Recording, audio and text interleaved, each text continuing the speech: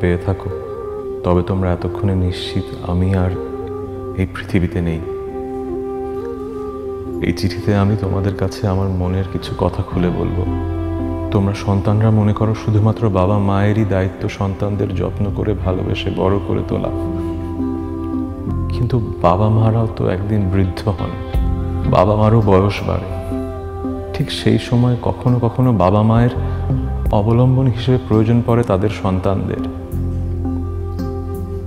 যেমন পড়েছিল আমার। কিন্তু স্বার্থপরের মতো তোমরা শুধু তোমাদের জীবন নিয়েই ভেবেছ। তোমাদের মাকে তোমরা ভালোবাসা দাওনি।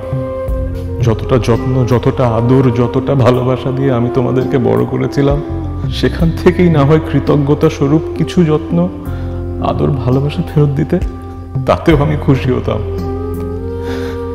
আনন্দে আমার চোখ ছলছল করে